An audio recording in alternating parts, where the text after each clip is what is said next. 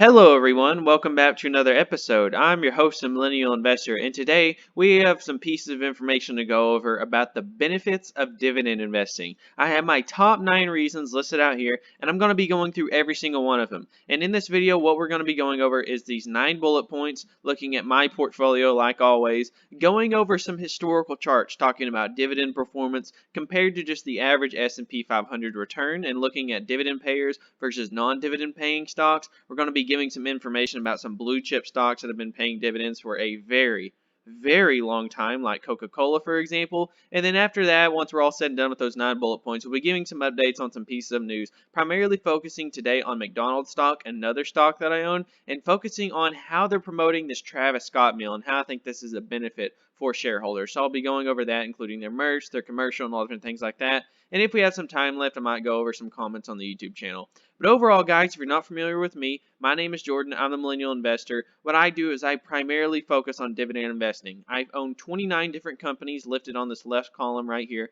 and this is the amounts that they pay me, my annual income, my monthly income, my portfolio value, and even something that hardly any other YouTubers disclose. I even disclose my YouTube income, and it is separated here by category right here, but my monthly YouTube income has been going up, as well as my portfolio value. My monthly dividend income on an average basis is going up, and my annual dividend income is going up every single month. And if you watch this video and you get to the end and you say, okay, Jordan, I like what you're saying, I want to get started, what brokerage do you recommend that I use? Well, I recommend you use M1 Finance. This is the brokerage that I use. It is incredible for dividend investing, and is overall just a great platform. It is free to use, and like I've mentioned in some of my previous videos, for the month of September, if you're watching this, you will now get $20 for signing up. Usually it's only $10 for signing up, but they're doing a promotion for the month of September where you now get $20 just for signing up and depositing $100. This link is in the description of all of my videos, and we have 29 people that have signed up. So if you're watching this and you want to go ahead and be number 30,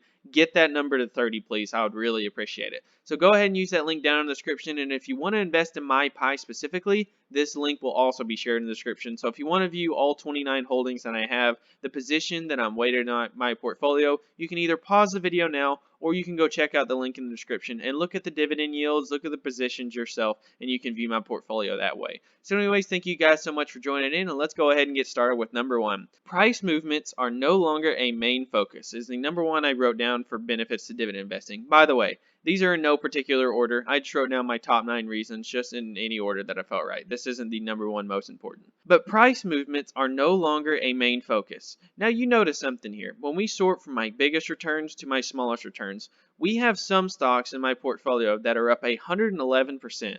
Then we have others that are down in my portfolio in the red. But if you notice something, I'm still buying these stocks at sky high prices or rock bottom prices. Either way, I'm a believer in the company. You don't have to focus so much on price as a dividend investor. And I'll give you a prime example of that. Let's go back to Whirlpool here. I have an average cost basis of $86.74. This stock currently trades at $171, but I'm still buying the stock. I believe in the company, they pay dividends, and I think that they're still at a pretty reasonable valuation. But if we go back here and we go to my worst performing stock in the portfolio, we see that my worst performing stock is the Southern Company, which also happens to be one of my largest positions in my portfolio. I own this stock at an average cost basis of $53.50, but this is trading at $51. It has pretty much stayed flat from where I started buying it back in April of 2020, and basically, guys, not only does this make me want to buy the stock, this makes me want to buy the stock even more. The fact that now that this business is trading at a cheaper valuation, they have higher dividend yields, and as a dividend investor, you mostly focus not so much on this price going up and down all over the place. You focus on these little letter D's right here that show the dividend payments being paid every quarter. Southern Company, for example, 54 cents, 54, 56, 58, 60, 62, 64. While the share price might be moving all over the place during recessions and bull markets, this dividend payment does one thing. It goes up. It never goes down, and if you're acquiring more shares like I am, you're always increasing your annual income. Now let's go ahead and look at number 2 on the list. Number 2 is dividend stocks generally outperform the market. So I wanted to show you these 2 different charts here. Let's start with this one. cumulative return of series of dividend payers versus non-dividend payers, and this is return of $1. So you see how it stays flat, and the way that compound interest works, when you're reinvesting dividends, you're naturally acquiring more shares, which I'll go over that in just a moment. But you see, over the long run, the average return for non-dividend paying stocks stays at a much lower rate than that of dividend paying stocks. You see how the performance gets drastic on a long-term scale. You're not going to see a massive difference in dividend investing if you're wanting to invest in dividend stocks for 1 year or 2 years. This strategy is definitely a long-term strategy, and if you're not wanting to do this for 5, 10, 15, 20 years, or even a lifetime, then dividend investing is not the way to go for you. This is not a short-term movement, and dividend-paying stocks are something that should be focused on for the long term. And as far as performance goes compared to dividend growers and initiators versus dividend payers versus the S&P 500 versus no change in dividend policy, non-dividend payers, and then dividend cutters and eliminators. Do you see a pattern here? The order that I named these off was in order of greatest to worst performance. And you notice something here. Dividend growers and payers are the highest on the list by far. And the next one would be the third place, which would be just the average S&P 500 return. At $3,000 would be your return versus dividend growers and dividend payers and initiators coming in at $8,200 and $5,800 versus the S&P 500's $3,000. Now, if we look at no change in dividend policy, it is almost identical to that of the S&P. The S&P would return you $3,000, and then this one would return you $2,700. But if you go here to the two bottom ones, dividend non-payers and then dividend cutters and eliminators, look at the return of these two bottom numbers versus all these other competitors here. This is absolutely insane. If you look at the returns of the S&P 500 index stocks by dividend policy, and this is a growth of $100 from 1972 to the end of 2017. So a very, very long-term span. This is what, a 45-year growth story? And in that 45 years, you would be down on your money if you're investing in dividend cutters and eliminators. This is why you should not be focusing on dividend yield, but mostly focusing on the business models and the overall direction of the company that they're going. When you're investing in dividend stocks that are cutting and eliminating and slashing their dividend, this is the performance you'll see, these two bottom numbers. When you're investing in companies like Coca-Cola, Johnson & Johnson, Procter & Gamble, that are raising and continually paying out dividends every single year, these two numbers are the two that you're going to see every single year. And investing in the S&P still gets you great returns, but not quite like it would in dividend performers. Now, in the long run, it doesn't really matter because past performance does not reflect future performance, and we can't predict what the market's going to do in the long run. But generally speaking, over the last 100 years, dividend payers have outperformed the market. I predict that that's going to continue as well. Now, let's go ahead and go to the third point here. Number 3 is dividends can lock in mostly guaranteed returns. Now, if we go to my portfolio here, we'll give a prime example. Coca-Cola is the one I want to look at. Very safe, very stable, very simple stock. When Coca-Cola raises its dividend, it does it every single year. And my question to you is Coca-Cola going to cut its dividend anytime soon? Well, I want to go ahead and pull up this little article here that I found that might support this. Coca-Cola has paid dividends since 1873. I'm going to say it again just because it still shocks me, even though I've already seen the number a bunch of times in the past. Paid dividends since 1893. This stock has been paying dividends over a century, and it continues to raise the dividend every single year for over 50 years. If you see here, it actually says 49. This article's several years old, so it's actually well over 50 years of dividend streaks raised every single year now. Just think about how impressive it is for a company to thrive like this for the past 119 years. What's even more impressive is that over the past 50 years, Coca-Cola shareholders have seen their payout increase each and every year, more than enough to qualify as the dependable dividend stock. Now I ask you, is there any reason to believe that Coca-Cola won't be a dividend payer over the next 50 years? With a current dividend yield of 2.8%, Coca-Cola should be a part of your dividend table. So that article pretty much agrees with the same thing that I do. Coca-Cola is going to be around for the long run. In my opinion, the only way that people stop drinking Coke is if the human race no longer needs a beverage to drink from. If that's the case and it sticks around, then Coca-Cola is going to be here for the long run. Number 4, recessions bring dividend investors incredible opportunity. And we'll go ahead and look at Coca-Cola while we have it pulled up as an example. When you're investing in the stock, it pays out 41 cents a quarter. You take 41 cents and multiply that times 4, and what you will get is $1.64. Now, if you take $1.64 and divide by the share price, you will get this dividend yield of Coca-Cola. So I want to take $1.64 and divide by the sky high price of $60 a share. So if we take $1.64 and divide by 60, Coca-Cola pays out a 2.73% dividend yield, a 2.7. But today, now that a recession has taken place and the share price has been hurt, you're now getting paid 3.2, about a 0.5% difference higher than that of what you could have done just a couple months ago. So recessions are benefits to dividend investors because you now invest at higher yields and you acquire more shares. And speaking of which, that brings me right into number 5. The focus for dividend investors usually isn't to acquire cash payments, but instead additional shares. If you're watching this video and you're under the age of 40, you're most likely focused on dividend investing not for the extra capital, but focused on the additional shares that you're going to get from that capital. The only way people really focus on getting payments from dividend yields is usually if they're wanting to fund their lifestyle. If they have thousands, hundreds of thousands, or even millions of dollars invested.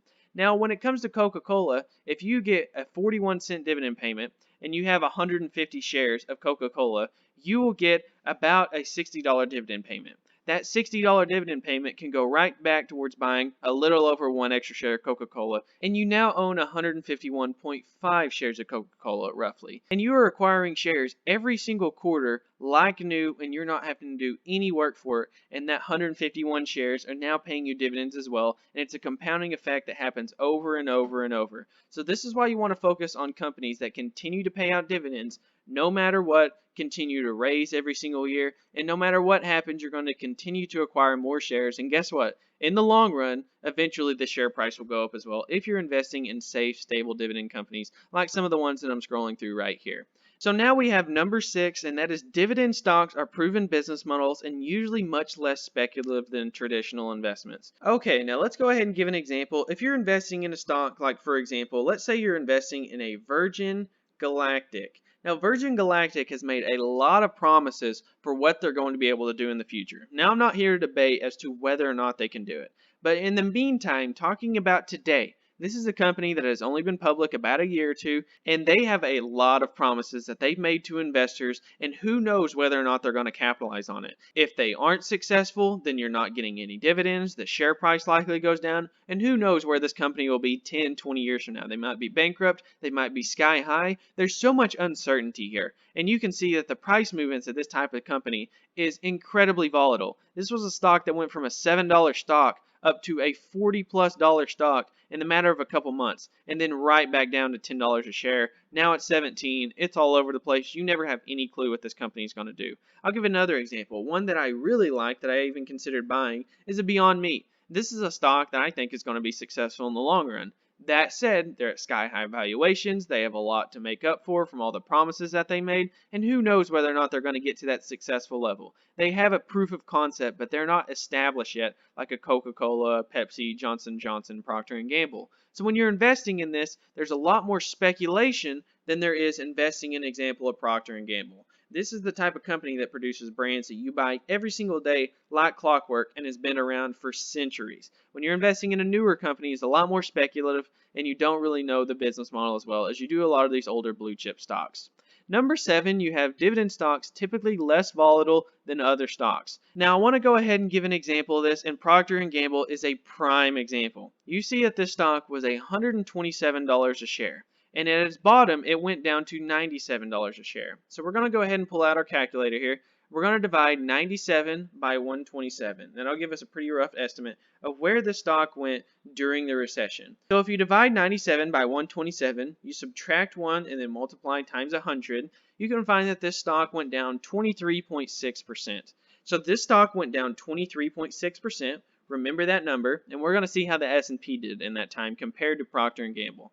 It went down to 222, so we're going to take 222 and divide that by its peak, which was 338. So we take that, we subtract 1, and times by 100, and this went down 34.3%, much higher than that of Procter & Gamble. So you can see that Procter & Gamble in that time not only went down less in share price than the S&P, it was a lot more shielded, a lot more protected. There's something else I want to point out here, the dividend yield.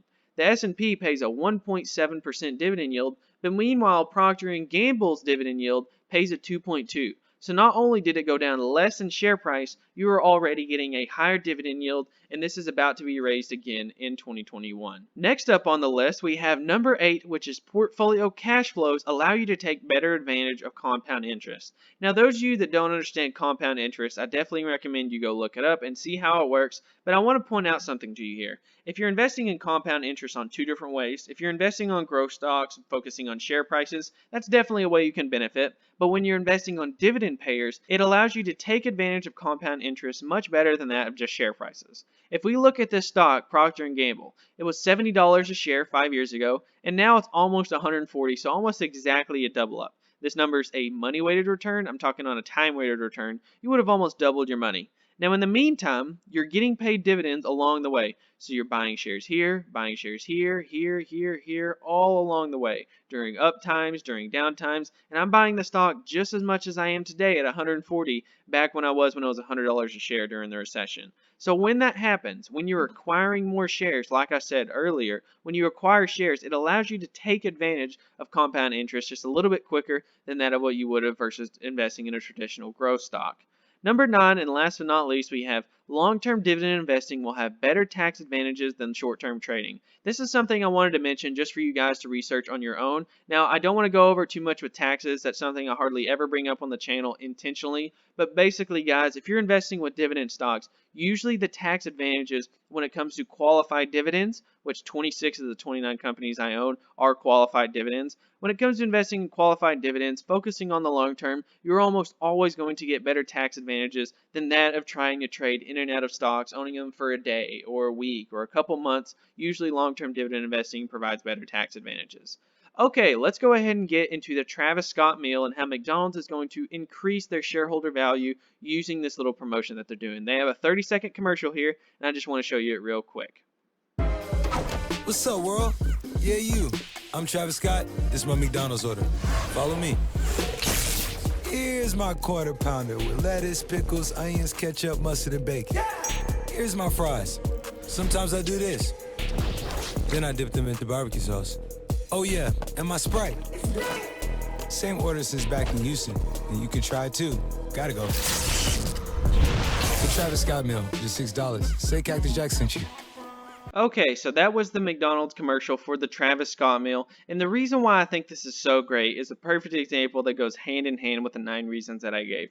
McDonald's has been around for a very, very, very long time, been around for decades, and this is just once again another way for them to get more attraction, more publicity to their restaurants. They have Travis Scott, a very, very popular music artist, promoting their products and even selling merch for McDonald's. This is their official Cactus Jack merch store for Travis Scott and McDonald's. They're going to drive sales for McDonald's for their t-shirts being sold for huge Travis Scott fans, and a lot of people that might not have paid attention to some McDonald's advertisements before, huge fans of Travis Scott, which I'm a fan of him and myself as well. If you're a fan of Travis Scott, you might have paid attention to that commercial and to this promotion that you might not have otherwise. And once again, while this isn't a huge major deal for their brand, it's just one more thing for McDonald's to promote their products for. I think this is great for shareholders, and once again, we'll just target younger millennial generations, and we'll just drive more sales in the long run to McDonald's. But overall, guys, that pretty much wraps it up for this video. If you want to follow along with me on my journey, thank you guys for watching all the way to the end. If you want to watch me invest in these 29 stocks that I own, make decisions as the market changes, as we move up and down in the market, and continue to get referrals from you guys that sign up for M1 Finance. Like I said, we have 29 people signed up. Go ahead and get that number to number 30, and you can get $20 just for signing up and depositing $100 to the platform. But overall, guys, I've really appreciated the support that I've got from you guys. And just to show my recent activity here, just the other day, a couple days ago, we received 7 different referral bonuses from you guys, and that's why I have $80 in cash, and I will be investing that money on Monday. But thank you guys for watching all the way to the end. If you have any comments, questions, or concerns, go ahead and leave them down below in the comment section, and make sure to check out the links in the description. Thank you guys so much, and I'll catch you guys next time.